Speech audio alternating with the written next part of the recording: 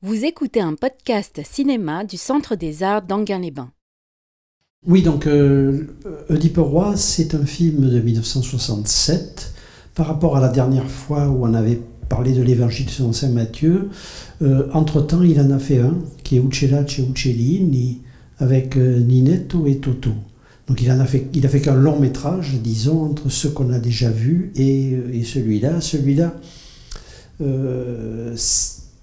étrangement, puisque ça s'appelle Oedipe Roi, qu'il y a le texte de Sophocle dedans, on pourrait penser que c'est un film où il serait plus extérieur comme réalisateur, et il dit le contraire, et il a raison. Il dit « c'est sans aucun doute mon film le plus autobiographique ». Alors, évidemment, Oedipe fait partie de l'autobiographie de tout le monde, mais là, c'est plus précis que ça. C'est-à-dire, et il dit, au moment où il fait le film, il dit finalement... maintenant que ce film est fait, je peux le regarder avec détachement, comme si les questions fondamentales que lui pose ce film, notamment le rapport au père et à la mère, voilà, c'était fait. En gros, que faire le film l'avait résolu et qu'il pouvait avoir un certain détachement par rapport à sa propre histoire. Donc c'est intéressant. C'est-à-dire que le film lui sert à lui pour un peu prendre du recul par rapport à son histoire personnelle, mais le film raconte, si on peut dire, son histoire personnelle. Alors l'autre chose importante par rapport à ce film, c'est que Pasolini trouve que l'Italie et Rome en particulier sont devenus impossibles à cause de la société de consommation, à cause de la télé, à cause du fait que toute l'Italie, à ses yeux, est devenue petite bourgeoise, sauf Naples. Il y a toujours Naples un petit peu à côté. Et donc il va aller de plus en plus loin pour chercher des endroits vierges, des endroits où il n'y a pas où on ne sent pas l'influence, disons, de la société de consommation. Et là, il va aller au Maroc, dans le sud, vers Ouarzazate, pour voir les lieux qu'il va filmer. Et c'est assez magnifique sur ça. Alors c'est un film très lyrique, plus lyrique que les autres, sans aucun doute. Il y a une espèce d'inspiration lyrique dans les images et dans les plans. Et c'est un film, on va le voir, qui est en 3 parties. Et je vais essayer de raconter après comment ces 3 parties s'articulent les unes aux autres. Oui, donc je disais en introduction que ce film était autobiographique, et fortement autobiographique, évidemment sur la question de l'Oedipe, c'est-à-dire le rapport de Pasolini à son père et à sa mère. Et ce rapport à son père et à sa mère a décidé finalement de toute sa vie et de son activité, c'est-à-dire que Pasolini avait une mère qui était institutrice, poète, qui lui a appris la poésie. Enfant déjà, il écrivait de la poésie parce qu'il était proche de sa mère qui lisait le Frioulan. Enfin, il a écrit un Frioulan d'ailleurs, ses premières poésies. Donc ça, pour lui, la mère, c'est quelque chose qui va l'envelopper toute sa vie. C'est-à-dire que là où il est en sécurité, hors de l'histoire, ça c'est lui qui le dit, c'est quand il est avec sa mère, et il trouvait que sa mère était très belle, et il a toujours une image d'enfant de qui était sa mère. Il dit qu'elle avait une odeur de primevère, et elle est liée pour lui à la nature. Elle est liée pour lui au Frioul. C'est pour ça que dans le film, on va voir, il y a un chant vert qui est très présent au début et à la fin. Pour lui, c'est ça, c'est une espèce de rapport. Pasolini dit « Ma mère était très belle, elle était petite, fragile, elle avait le cou très blanc et les cheveux châtains. Dans les premières années de ma vie, le souvenir que j'ai d'elle est presque invisible. Puis elle émerge subitement vers 3 ans, et depuis, toute ma vie a été centrée sur elle. » C'est quand même pas rien de dire « toute ma vie a été centrée sur ma mère ». Et dans les faits, c'est vrai, puisque Pasolini donc, quitte le Frioul, s'échappe du père. Ils disent même pas au père qu'ils partent, ils laissent le père endormi, ils prennent un train, ils arrivent à Rome. Et là, il va y avoir des mois très très difficiles où pour lui c'est le trauma de sa vie. Sa mère a été obligée de travailler comme gouvernante et femme de ménage. Et pour lui c'était absolument insupportable, donc ça lui a donné de la force pour gagner de l'argent, enfin, pour trouver des moyens de gagner de l'argent, et ça va être les scénarios. Et l'enseignement aussi, et les scénarios. Donc, quand il quitte le père, ça veut dire que Pasolini déteste évidemment son père pour plusieurs raisons, notamment des raisons politiques, puisque son père était un militaire, et un militaire fasciste. C'est-à-dire pour lui, c'était le repoussoir absolu, et toute sa vie, il a été arc-bouté contre ce que représentait son père. Mais en même temps, ça il le dit plus tard, il dit « Mon père, c'était quand même l'histoire. Ma mère était hors de l'histoire pour moi. C'était quelque chose qui... Le temps n'avait pas d'action sur elle, sur la relation que j'avais à elle. Alors que mon père, c'est l'histoire.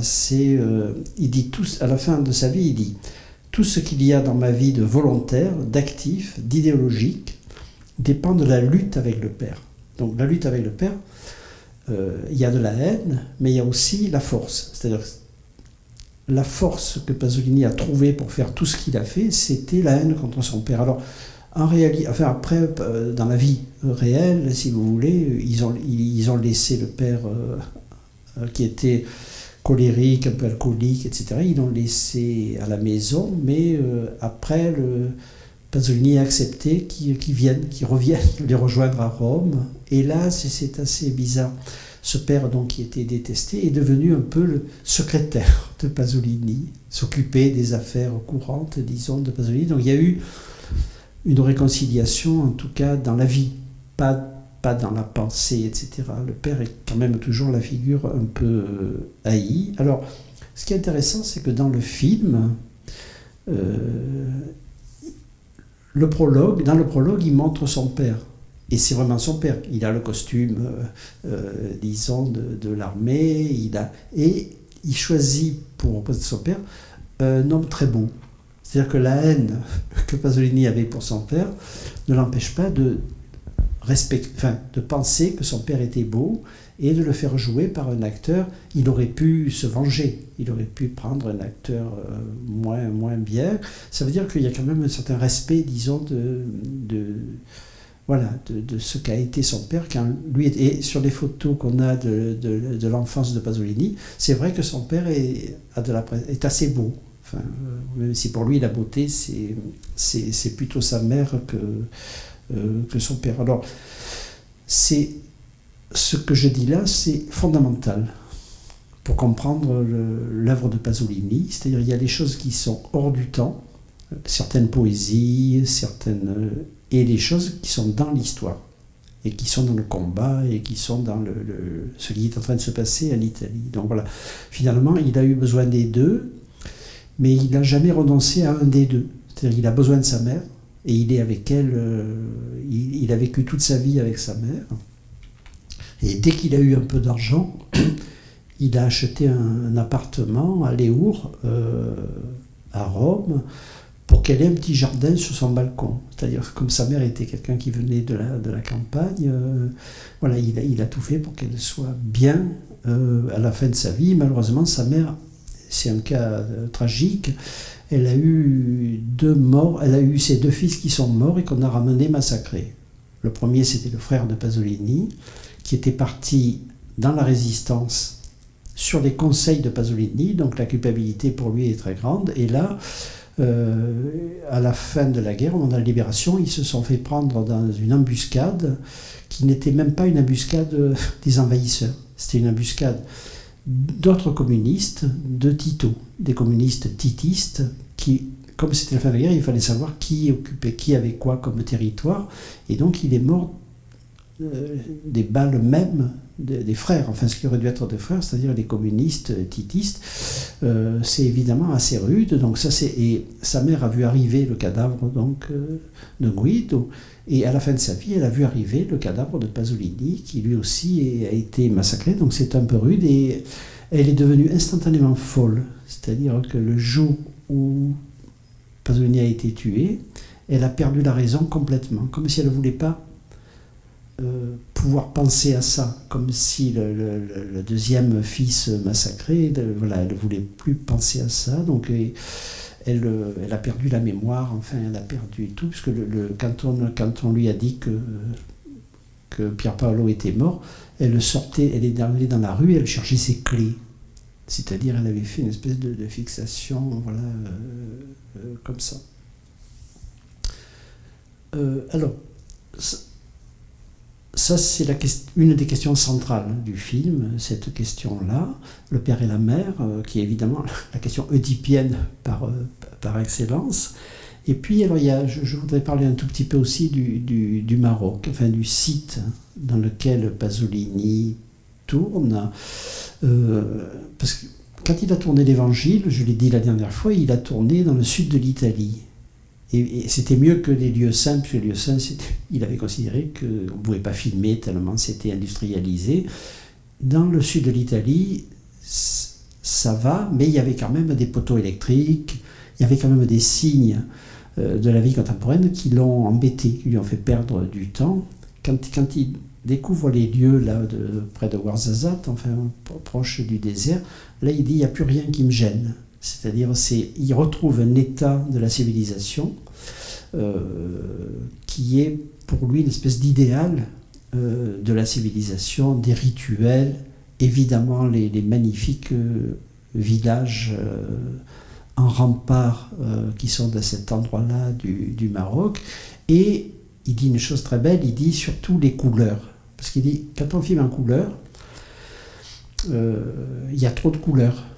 Et c'est vrai, c'est-à-dire si on met la caméra dans la rue, il dit il y a 50 couleurs, et moi je veux pas ça, je veux peu de couleurs, mais évidemment là, naturellement, il y a peu de couleurs. Il y a de l'ocre, il y a du bleu, et il y a une gamme de 3-4 couleurs, pas plus, et des couleurs douces. Donc du coup, esthétiquement pour lui, c'était aussi l'endroit idéal.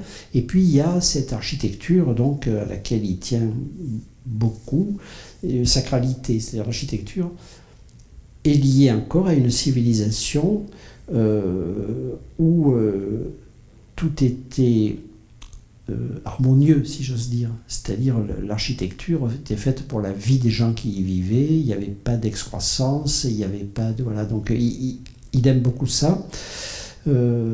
Et après l'exode de Diperoi, il va aller en Turquie pour m'aider, il va aller en Inde pour noter le film sur l'Inde, il va aller en Afrique aussi, c'est-à-dire après il va chercher des paysages qui correspondent, j'ai envie de dire, à son paysage intérieur, un peu mythique, c'est-à-dire qu'est-ce que ça serait un lieu qui serait le contraire de ce qu'est devenu l'Italie. Et là, il fait le bon choix. Enfin, là, dans le film, c'est absolument magnifique, je trouve. Alors, moi, j'ai vécu au Maroc, à Marrakech, et j'ai cherché les lieux où il avait tourné, notamment l'arbre, où il rencontre l'oracle. Donc, j'ai fini par demander à des gens. Il y a un gamin qui avait grandi depuis, qui avait été sur le tournage de Pasolini. Et donc il m'a amené, et j'ai vu ce truc magnifique de cet arbre, comme ça, au milieu de rien, dans la nature. Évidemment, Pasolini, dès qu'il voit ça, c'est le mythe, c'est-à-dire, ça devait... Voilà, en gros, dans le mythe, c'est ça, c'est-à-dire un arbre, un homme dessous, et qui fait des prophéties, enfin, ou qui accueille les gens. Alors, le tournage a été assez long, et il faisait une chaleur mortelle. Il y a eu 2 mois de tournage, et parfois il tournait 17 heures par jour. Donc, et il y a eu sur le film, bon, c'est une anecdote, mais il y a eu plusieurs insolations. Donc c'était, voilà, ça veut dire que ça cognait vraiment, et on le sent dans le film parfois. On sent que effectivement marcher est pénible, que voilà. Et alors, à partir de ce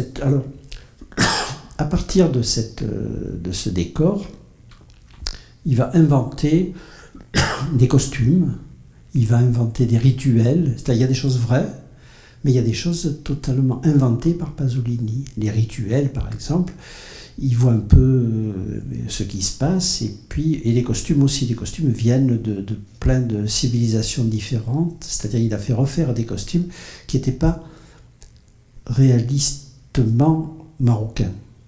il y a des choses marocaines, mais il y a des choses qui viennent pour lui de l'imaginaire qu'il a, des civilisations, disons, voilà, de l'époque grecque, à peu près. Et il va utiliser évidemment beaucoup, comme toujours, la population locale. C'est-à-dire que très souvent, dans les plans, il y a des gens qu'il a trouvés la veille dans les villages, etc. Il les fait venir et il les filme, et il les filme avec beaucoup de... Comment dire? C'est pas que des figurants. Il les filme comme... ils ont droit parfois à autant d'attention quand il fait un gros plan que si c'était l'acteur principal. Il a une... Comme ça, il y a quelque chose chez lui de très respectueux et amoureux des visages trouvés, comme ça, on ne peut pas dire dans la rue, mais disons dans la campagne.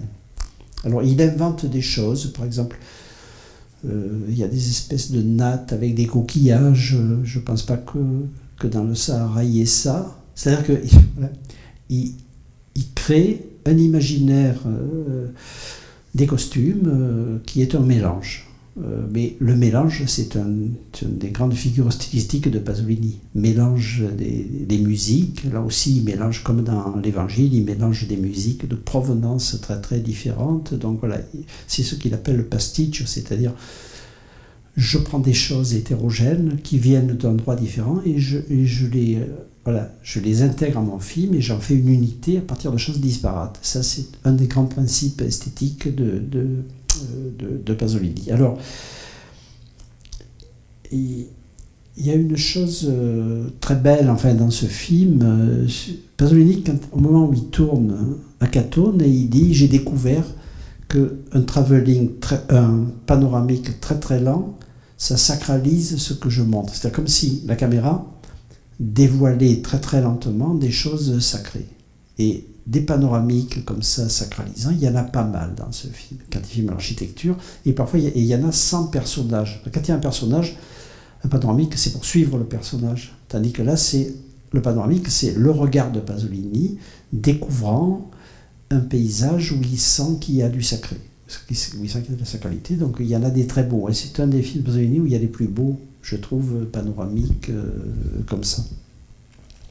Alors, j'en viens un peu aux interprètes enfin, du film. C'est un film passionnant sur les interprètes. Donc évidemment, il y a Franco Citti qui était son premier acteur d'Acatone, qui est son double. C'est clair que Franco Citti, c'est lui. Mais Franco Citti, depuis, a été... Comment dire, est devenu acteur. Enfin, en tout cas, il a attrapé des choses sur qu'est-ce que c'est que jouer, et il raconte, Citti, que parfois il jouait, et lui, il avait envie de jouer, et Pasolini lui disait « Tu as été trop bon.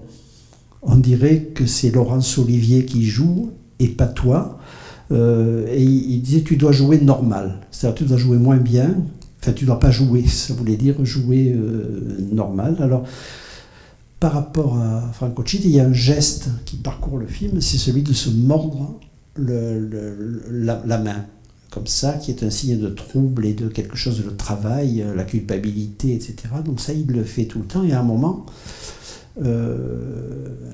ce geste passe à sa mère, qui le fait aussi quand elle comprend en fait, qu'elle a épousé son fils, etc. Alors, dans ce film, il y a... évidemment, Ninetto. Ninetto, je rappelle que Ninetto a été l'histoire d'amour la plus importante de la vie de Pasolini et la plus durable.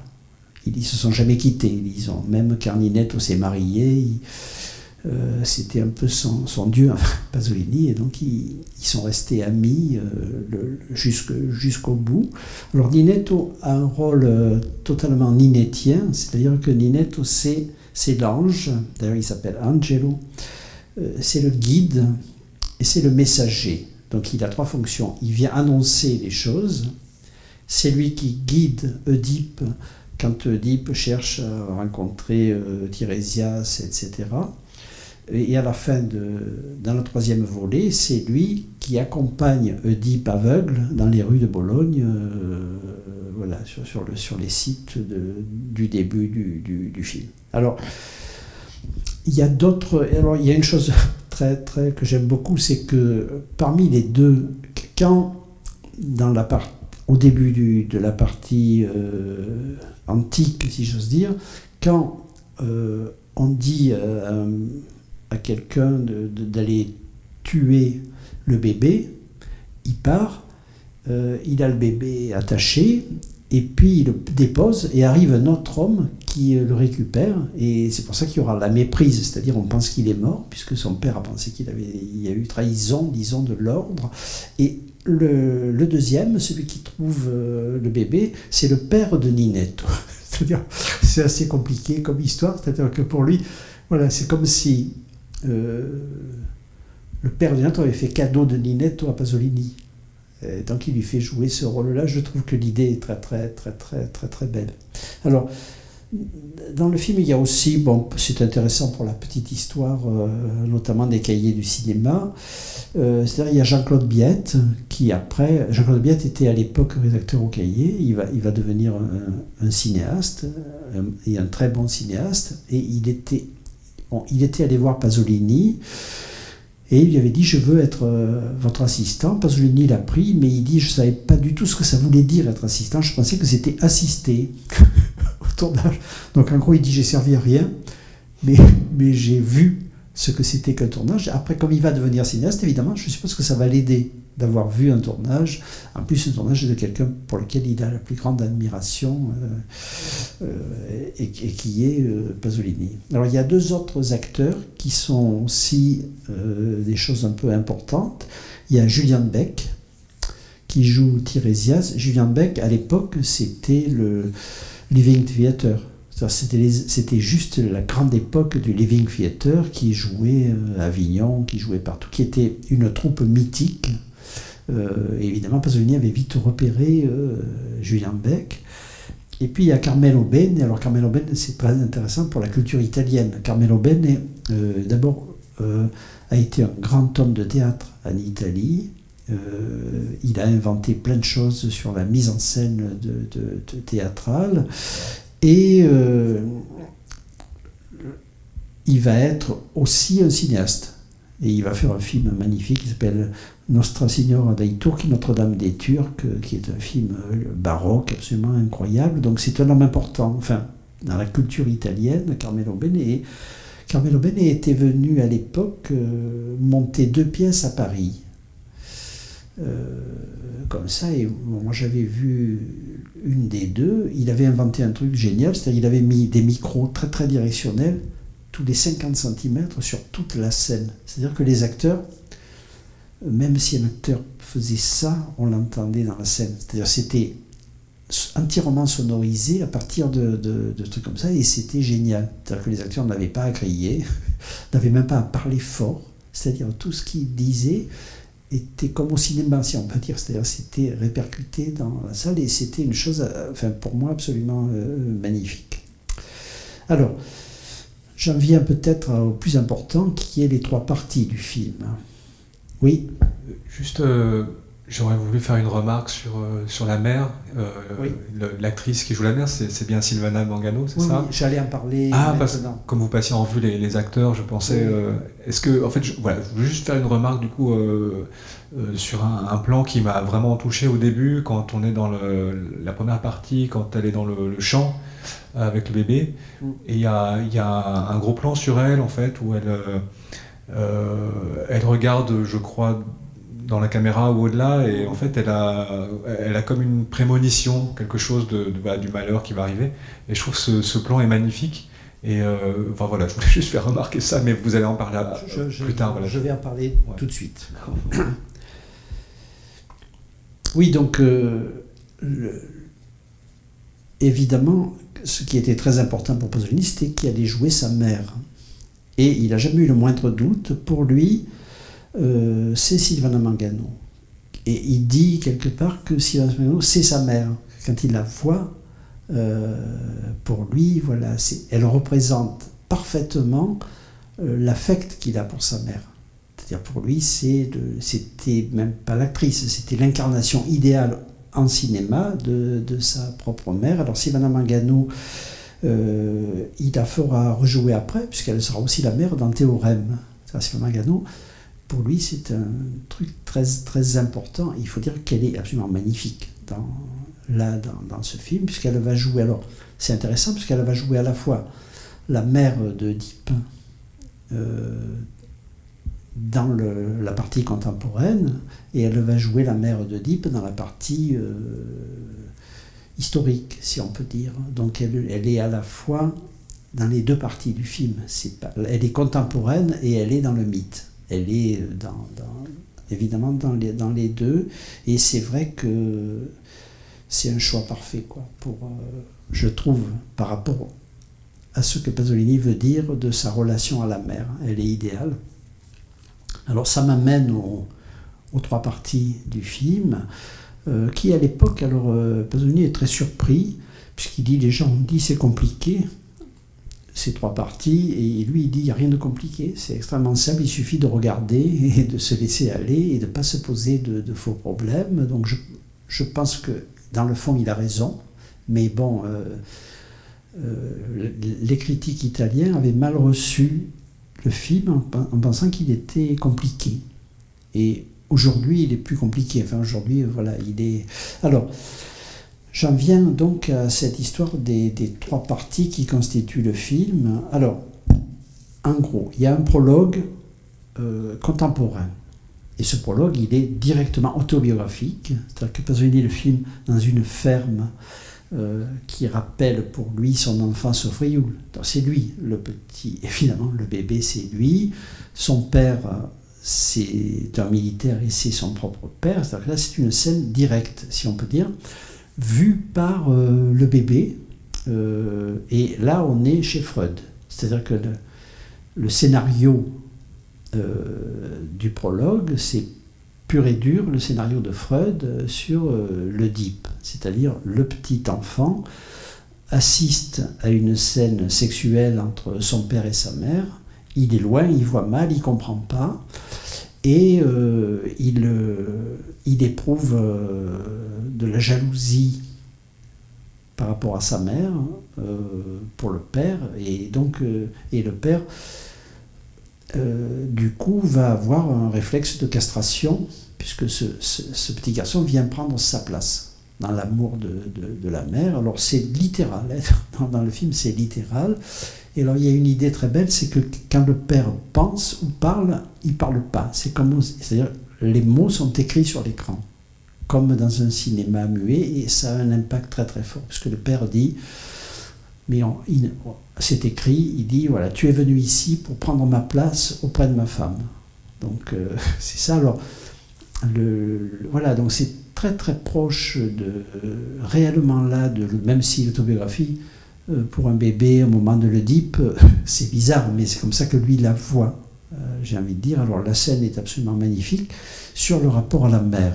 C'est-à-dire que la mère, il y a une chose que j'adore dans cette scène, c'est qu'à un moment, la mère part avec le bébé dans un grand pré vert, et là, donc, il est à côté, il la regarde, et puis il regarde les arbres, il fait une espèce de panoramique très bizarre sur les crêtes des arbres, et voilà, donc la fusion avec la mère se passe dans un pré. C'est très important, et à la fin du film, dans la troisième partie, aveugle, guidé par Ninette, où il revient dans ce pré. C'est-à-dire le pré, c'est le début et la fin. Alors la question du pré est très importante dans l'œuvre de Pasolini, pas que dans ce film. D'abord, là dans le film, ça dit la vie finit là où elle commence.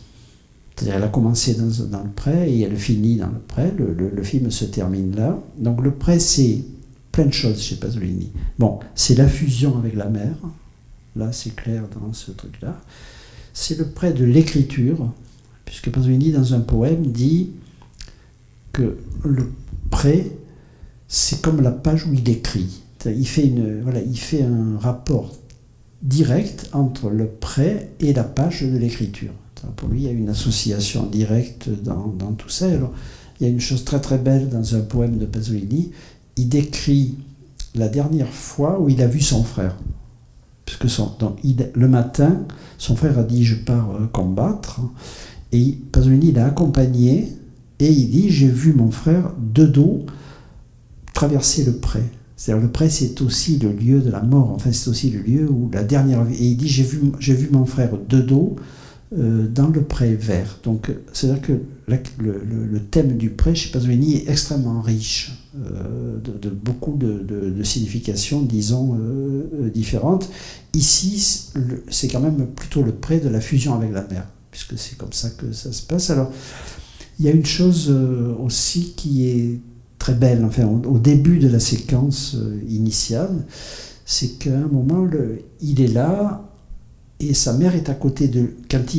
Quand sa mère n'est pas seule, quand elle est avec d'autres jeunes femmes, sa mère est à côté de lui, les autres jeunes femmes l'appellent pour jouer, et elle y va. Et là, Pasolini utilise une focale très très grande, c'est-à-dire que le fait qu'elle se lève, et quand elle fait 2 mètres, elle est déjà toute petite. C'est comme un arrachement de la vision. C'est-à-dire pour lui, ce qui est terrible, c'est ce jeu de l'élastique. C'est-à-dire sa mère est à côté de lui, il est collé à elle, et d'un coup elle part, et l'éloignement est très accéléré à cause de l'objectif qu'il a utilisé. Donc ça, c'est évidemment des choses très très cinématographiques et très belles. Il aurait filmé ça aux 50, on n'aurait pas du tout l'impression d'arrachement. L'impression d'arrachement vient, disons, de l'objectif là qu'il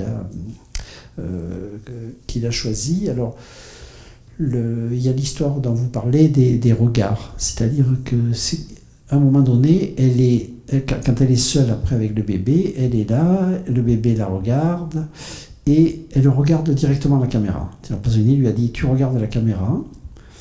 Au début, elle sourit, comme si elle était contente d'être là, collée à son fils, et après, elle devient très grave. C'est-à-dire comme si, et le plan est très long, c'est-à-dire comme si, pendant ce gros plan sur son visage, elle avait vaguement la conscience de ce qui va se passer, de l'histoire finale, disons, du fait qu'elle va épouser son bébé, enfin son fils, qu'elle va se pendre et que lui va devenir aveugle. Donc voilà, il y a ça qui passe, sans parole évidemment, sans rien, sur son visage.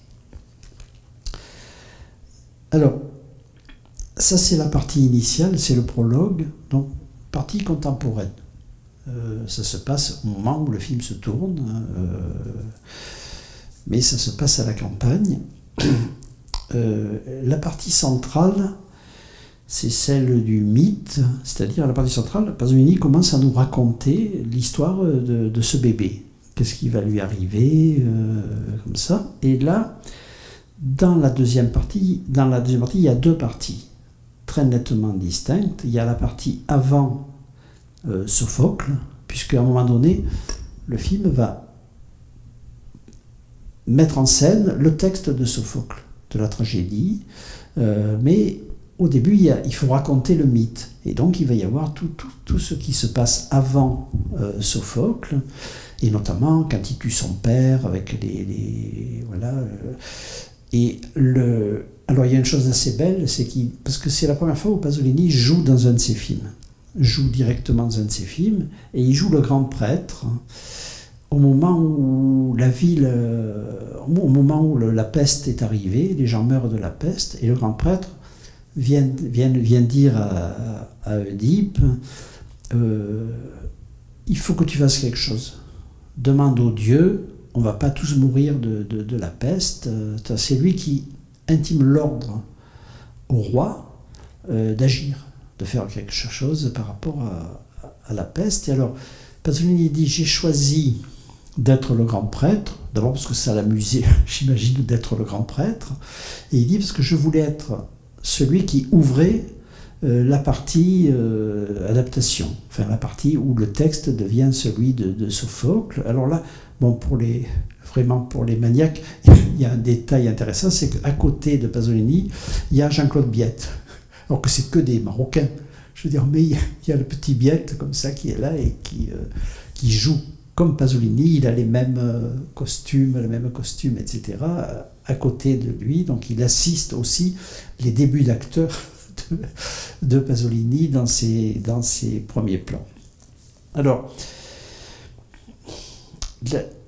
la partie centrale, là, Pasolini invente, enfin, sur le cinéma, c'est magnifique, notamment le meurtre. C'est-à-dire que le meurtre, dans le scénario, il avait écrit que Oedipe croise le chariot avec son père dans un endroit très encaissé. C'est-à-dire qu'ils ne peuvent pas passer tous les deux, et du coup, son père s'énerve et il tue son père. Donc l'idée, et là, c'est le contraire. C'est-à-dire que là, il met en scène ça dans un espace très très ample, et il met en scène à une fourche, donc comme ça, et cet espace très large, il va s'en servir. Alors là, moi, j'adore ça. C'est-à-dire que bon, l'idée, évidemment, elle est historique. C'est-à-dire que Oedipe fait en sorte que les 3 gardes aient un intervalle grand pour les tuer un par un et revenir vers le père avant de tuer le père. Et là-dessus, il prend tout son temps et c'est magnifique. C'est-à-dire, on voit Oedipe qui court, il attend. Quand il y en a un qui est détaché de 2 autres, il vient, il se bat. Après, il attend avec le deuxième, et il prend tout le temps. Et il prend tout l'espace. C'est-à-dire que pour faire les meurtres, il filme la question de l'intervalle, qui est fondamentale au cinéma, c'est-à-dire l'action se joue dans l'intervalle entre le père, les 3 soldats et lui. Et cet intervalle, il va le décliner soldat par soldat, jusqu'à se retrouver face à son père et à massacrer son père, disons, à son tour. Donc, c'était le contraire de ce qu'il avait prévu. Ça veut dire que Pasolini, cinéaste, il n'arrive pas avec le scénario en disant « je vais faire ce qui est écrit ». De seul coup, il voit l'espace et il dit « évidemment, je vais faire le contraire du truc encaissé, je vais faire Hitchcock, quoi. Je vais faire comme ça un grand espace, et puis quelqu'un... attends, voilà, donc l'idée est très très belle, et après il va respecter assez scrupuleusement le texte de Sophocle, qui est assez long d'une certaine façon, parce qu'il y a toutes les discussions sur le fait qu'il n'arrive pas à accepter ce qu'il sait, c'est-à-dire que c'est lui qui a tué son père et qu'il a épousé sa mère. Et donc il y a des discussions politiques, on fait venir des témoins, c'est-à-dire c'est comme un procès dans lequel lui est accusé. Or lui, c'est le roi, c'est-à-dire il ne comprend pas qu'on accuse le roi, donc il va essayer de rejeter la faute sur Créon. Créon, c'est le frère de sa femme. Il va essayer d'intimider le devin, enfin qui vient lui dire la vérité. Il dit tu n'as pas le droit de dire ça, etc. Donc la résistance de Oedipe à accepter ce qu'il a fait est très très longue dans le film, mais parce que c'est comme ça dans la pièce de Sophocle. Et donc il n'essaye pas de réduire cette partie-là, parce que c'est dans cette partie-là où il y a le discours politique. Le politique, c'est-à-dire je suis le roi, je sais quelque part que je suis coupable, mais je vais faire rejaillir ma culpabilité sur les autres, et je vais refuser jusqu'au moment où il ne peut plus reculer. Il ne peut plus reculer. À ce moment-là, il reconnaît que c'est lui, il se crève les yeux, et sa mère se pend, puisqu'il se crève les yeux avec l'épingle qui rattachait le vêtement de sa mère. Donc ça, c'est la partie centrale. Alors l'épilogue est passionnant. L'épilogue, on revient au présent. C'est-à-dire que Oedipe, qu'on a vu partir avec Ninetto, qui le guide aveugle et la flûte, on est dans l'Antiquité, et de ce coup, on est à Bologne. Et c'est les deux mêmes, c'est-à-dire c'est le même Oedipe et le même Ninetto qui sert d'accompagnateur, comme ça, de guide. Alors là, Pasolini dit des choses assez belles sur ça. Il dit, quand on arrive à Bologne, au début, on est dans le Bologne bourgeois, riche, on voit les magasins, on voit que les gens sont très bien habillés, et il dit, pourquoi ça? Parce que c'est là où j'ai... le premier plan, c'est sur le portique de la mort, qui est un endroit très beau à Bologne, qui jouxte l'université. Donc c'est une façon aussi, pour Pasolini, de dire c'est le portique de la mort, mais c'est aussi là où j'ai été étudiant, où j'ai commencé à écrire, et où je suis devenu bourgeois. Enfin, j'avais acquis tous les codes, disons, de la petite bourgeoisie, et il dit, après j'ai changé. Donc dans l'épilogue, on va voir ça aussi, c'est-à-dire qu'il va quitter la Bologne bourgeoise et il va aller dans la Bologne ouvrière. Il va aller dans les quartiers des usines. Il dit c'est ça aussi ma vie, c'est-à-dire que j'ai eu besoin de passer par une phase d'étudiant bourgeois.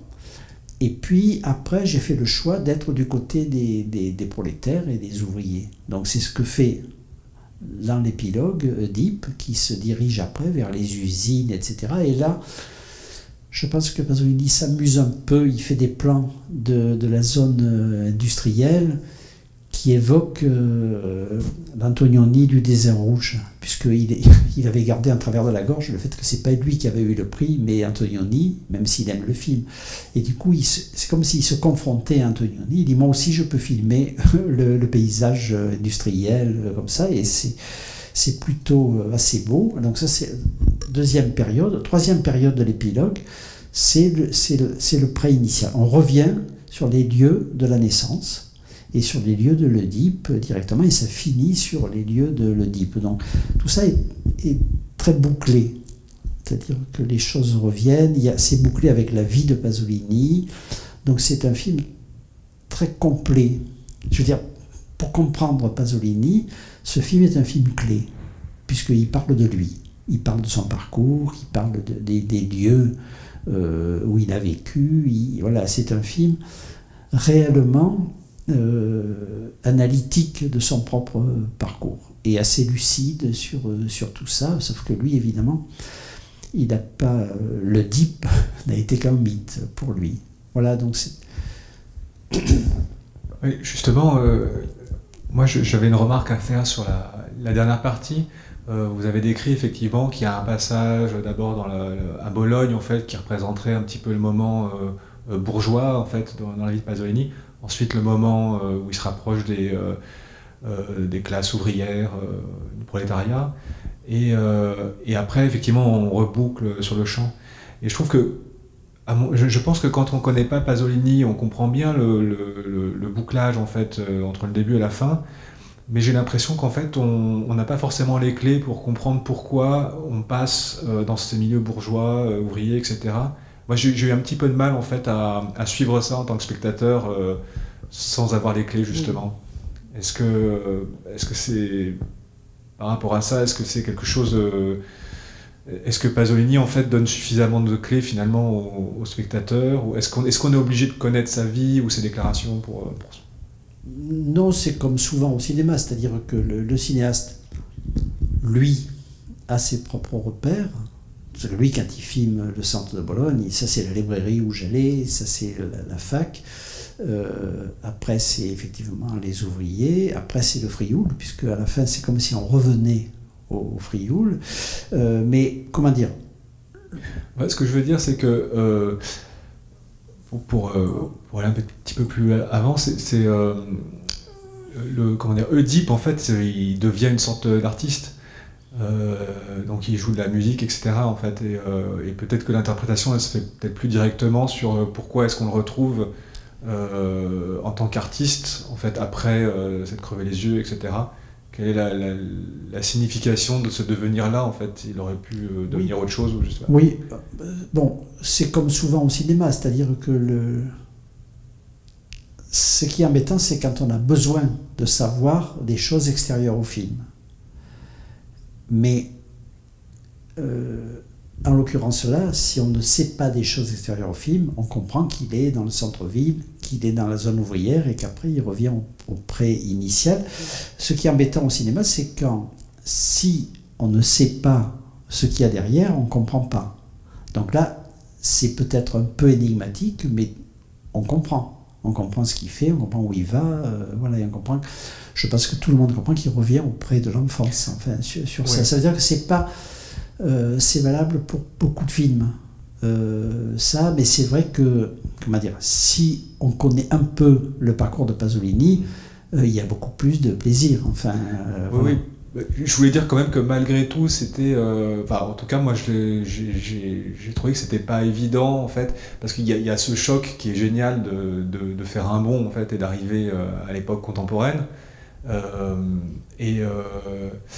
Et en même temps, en fait, on a du mal en fait à comprendre ce que ça signifie, même, j'ai envie de dire, de manière simple, sans avoir recours à la biographie de Pasolini. Après, bizarrement, je comprends beaucoup mieux en fait le retour dans le chant, en fait, parce qu'évidemment, parce que là c'est direct, mais j'ai l'impression que Pasolini veut me dire quelque chose en fait, voilà, sur le passage à Bologne, etc. et comment dire, les usines, mais peut-être je sais pas. Non, c'est sûr. Ouais. On peut forcément, si on n'a pas ça en tête, c'est plus brut. Il est au centre-ville, après il est dans la banlieue industrielle, et après il est à l'origine. Pour l'origine, c'est facile, puisque l'origine, on l'a vu. C'est le prêt. C'est vrai que pour les deux autres, c'est un passage qui peut être un peu abrupt, disons, pour un spectateur qui ne sait pas, enfin, qui ne connaît pas l'histoire. Je suis assez d'accord avec ça. En même temps, c'est un droit des cinéastes de suivre leur fil à eux, sans forcément l'expliquer au spectateur. Pasolini ne peut pas expliquer dans son film que quand il est au centre-ville, c'est là où il a été étudiant. C'est une allusion, et évidemment, c'est une allusion très précise, puisque les gens qui connaissent Bologne reconnaissent le portique de la mort et savent que l'université est à côté, mais c'est vrai que le spectateur, disons, qui n'a pas de savoir sur la vie de Pasolini, il ne peut pas lire tout ça, bon, c'est clair. Mais bon, ça fait partie des choses un peu énigmatiques que des fois, quand on voit un film, on ne comprend pas trop, et qu'après, quand on approfondit et qu'on va chercher, on comprend. C'est une récompense aussi pour moi. Voilà. Alors, moi, j'ai comment dire, ce passage en fait entre le moment mythologique et puis la période contemporaine. Il y a un saut en fait, alors je sais pas si on peut dire un saut dans le temps, mais je vais faire une comparaison qui a sans doute rien à voir quelque part, mais ça m'a fait penser en fait à l'ellipse qu'il y a en 2001 au début, quand on passe dans de la scène avec les singes et puis le raccord dans l'espace.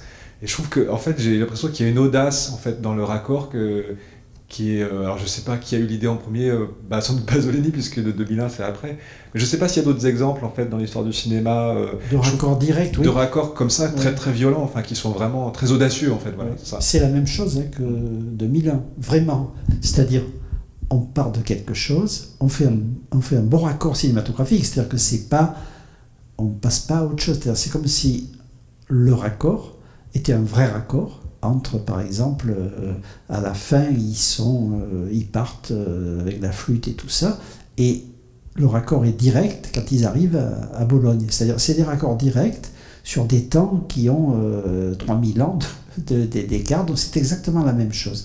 Mais il a été très attentif, Pasolini, à ce que le raccord soit direct entre des temps qui sont le temps mythique et le temps historique, enfin entre les deux temps du film. Mais c'est vraiment la même chose que 2001. Est-ce que vous pourriez revenir un petit peu sur la notion de mythe, justement, chez Pasolini, parce que j'ai lu, en fait, qu'il parlait, lui, d'une catégorie d'images qu'il appelle préhistorique, et il y a la notion d'histoire, de préhistoire, et cette idée chez lui en fait qu'il y a des choses qui sont métahistoriques et qui relèvent du mythe et qu'on peut donc représenter avec des images de la préhistoire. Est-ce que vous pourriez éclaircir un petit peu ces propos ?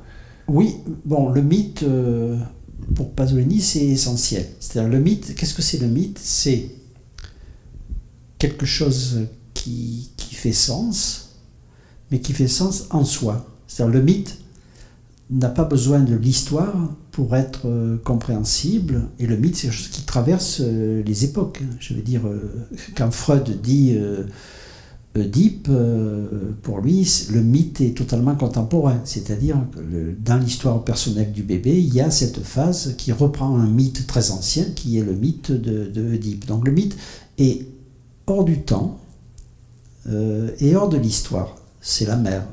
Bon, c'est ce que je disais au début sur la mer. Et l'histoire, c'est l'histoire, c'est-à-dire l'histoire, c'est le politique, le contemporain, etc. Donc, pour Pasolini, en gros, vivre dans l'histoire ne lui a jamais suffi. Même s'il intervient sur l'histoire, il est militant, il intervient, il écrit, mais il a besoin d'un autre espace, notamment pour la création, qui est un espace en dehors de l'histoire, et qui est l'espace du mythe. Il a la conception de Pasolini du mythe, c'est la conception classique du mythe. Hein. Il n'a rien inventé, c'est-à-dire le mythe, c'est ça, c'est un modèle réduit de sens qui n'est pas lié à l'histoire qui est autour, en gros. Et pour lui, quand il va à Ouarzazate et tout ça, il a l'impression, quand il voit l'arbre, que ça devait être pareil il y a 3000 ans ou 2000 ans. C'est-à-dire que l'arbre, voilà, c'est ça le mythe. C'est-à-dire, il y a un arbre dans le désert et il y a un homme dessous qui parle et qu'on vient interroger sur ce qu'on va devenir. Ça, c'est le mythe. Et ce mythe, il est autant de 1970 que de la préhistoire. C'est ça l'idée. Et évidemment, les lieux sont fondamentaux pour le mythe. On ne peut pas faire du mythe dans la vie contemporaine, même s'il va essayer après avec Théorème. Parce que Théorème, tous les signes sont des signes absolument de la vie contemporaine, les costumes, etc. Mais il essaye de travailler un mythe qui serait celui de l'ange qui arrive et qui transforme les gens, etc. Donc il a toujours eu besoin des deux. Pasolini, il n'est pas un cinéaste purement mythique qui qui ne travaillerait que le mythe, mais qui n'est pas non plus, il est toujours entre l'histoire et la non-histoire. Donc c'est pour ça que ce film est fondamental, puisque c'est le père et la mère. Pour lui, la mère est hors du temps. La mère est vraiment un mythe, elle est hors du temps, elle ne vieillit pas, elle sent toujours la même odeur de Primevère, c'est-à-dire la mère, c'est la sécurité d'être en dehors de l'histoire. Mais il a aussi besoin de l'histoire, Pasolini, puisqu'il intervient dans l'histoire. Donc c'est une des caractéristiques de l'œuvre de Pasolini. Ça, c'est-à-dire comment concilier deux postures contradictoires, d'une certaine, en tout cas opposées, qui est celle d'être dans le mythe, d'être hors du temps historique, et celle d'être au milieu du temps historique. Et c'est les deux béquilles, si on peut dire, avec lesquelles il va construire beaucoup de son cinéma. Justement, il y a une autre opposition, ou quelque chose qui peut paraître paradoxal quand on regarde le film, et qui le rend aussi un petit peu difficile à appréhender, je trouve, c'est le fait qu'il y a beaucoup de choses qui sont très artificielles dans le film, et en même temps filmées de façon souvent, je le dis peut-être un peu trop simplement, mais assez réaliste, ou sur un mode un petit peu documentaire. Et je pense notamment au fait qu'il a utilisé des ruines en fait, de lieux préhistoriques, mais en gardant l'aspect ruine, en fait, sans mettre d'ornement, etc. Donc en fait, ça donne quelque chose d'un petit peu déstabilisant, en fait, je trouve, pour le spectateur, où on est à la fois sur quelque chose, effectivement, de très réaliste, des caméras portées, des choses, enfin, même des costumes magnifiques, hein, des fois. Et en même temps, des choses qui ne sont pas réalistes du tout. Et en fait, j'ai trouvé que le mélange est incroyable, très original, et en même temps, ça nous désoriente quand même, en fait. Bon, c'est fondamental, parce que Pasolini, toute sa vie, il a horreur du naturalisme. Or, le naturalisme, c'est quand même le mode 95% de tout le cinéma. Et lui, dès qu'il sent que ça devient naturaliste, il essaye de dénaturaliser, disons, les choses qu'il est en train de filmer. Et pour ça, il a plein d'outils, et notamment le maniérisme. C'est-à-dire que d'un seul coup, effectivement, les costumes n'ont plus rien de naturaliste. Il n'a pas voulu imiter ce que ça pouvait être en Grèce, les costumes, disons, de l'époque de Sophocle. Donc, il essaye toujours de tenir les deux en même temps, c'est-à-dire antinaturalisme, et en même temps il filme, ça c'est très vrai, avec des fois des procédés qui sont purement naturalistes. Suivre quelqu'un qui marche, c'est Rossellini, si vous voulez, c'est des choses qui ont l'air d'être néo-réalistes, mais en fait lui, il se débrouille pour que le contenu contredise ça. Quand il fait des plans qui pourraient être naturalistes, et notamment ce dont je parlais, c'est-à-dire que le panoramique, c'est un truc hyper naturaliste, puisqu'il y a quelqu'un qui marche et on le suit. C'est-à-dire la caméra est soumise à ce qu'elle montre. Et lui, il dit non, moi je fais un panoramique non naturaliste, parce qu'il n'y a personne. Je suis rien, c'est moi qui regarde le paysage et qui en fait quelque chose de sacré. Donc ça aussi, c'est une contradiction fondamentale. En tout cas, la peur du naturalisme l'a poursuivi toute sa vie. Et il est allé très loin dans le non-naturalisme, notamment les films qu'il a fait avec Toto, La Terre vue de la Lune, etc., qui sont presque des films primitifs burlesques. Donc voilà, mais après, il a arrêté ça parce que Toto est mort. Avant Oedipe, c'est-à-dire qu'il avait une idée, c'était de continuer à faire des films qui seraient proches du cinéma burlesque muet avec Toto. Et puis, quand Toto est mort, il a dit j'arrête cette veine-là, parce que Toto était l'acteur parfait pour faire ça. Et Toto n'est jamais naturaliste. Toto fait des grimaces, bouge de façon très très bizarre. Là, donc il y a toujours ça chez lui, refus du naturalisme. Alors là je sors peut-être un petit peu du sujet, mais ça me fait penser à ça. Il y a un court-métrage que je trouve vraiment magnifique avec Toto et Ninetto, qui est Que sont les nuages. Et bon, malheureusement, on ne pourra pas le montrer ou le proposer cette année, mais enfin, voilà, là, c'est vraiment une aparté, mais je recommande aux gens de le voir s'ils peuvent. Je trouve qu'il est vraiment génial. Bon. Et pour Pasolini, c'était un très grand plaisir de faire ces films-là, parce que finalement, là, il faisait ce qu'il voulait. Il y avait même la production ne lui disait pas qu'est-ce que c'est ton histoire, pourquoi tu les fais jouer comme ça. C'est-à-dire, c'était des petites capsules de plaisir pour lui, de filmer les gens, les choses, etc., sans aucun souci de réalisme et presque sans aucun souci de scénario. Donc c'était une veine heureuse, voilà, dans son métier de faire des films. Même si Pasolini était toujours très heureux quand il faisait les films, y compris Salo, puisque quand les gens voient Salo, ils se disent ils ont dit ça devait être une horreur, et tous les gens qui ont joué disent c'était délicieux, le climat était formidable, parce qu'évidemment c'est jamais naturaliste, sinon ça serait insupportable, Salo. Donc voilà, c'est le problème continue jusqu'au dernier film. Eh ben, on va pas arriver tout de suite à Salo, en tout cas la prochaine fois. Alain Bergala, pour la prochaine séance, et j'en ai peur, elle sera encore virtuelle. On vous présentera donc le Decameron, hein, c'est ça? Voilà, qui fait partie de la trilogie, qui est un moment un peu à part dans l'œuvre de Pasolini. Donc c'est bien qu'on en ait un qui représente cette période-là de la trilogie. J'espère quand même qu'on pourra faire une ou deux séances en présence. Merci beaucoup Alain Bergala, et donc à très bientôt en virtuel ou en réel. À bientôt.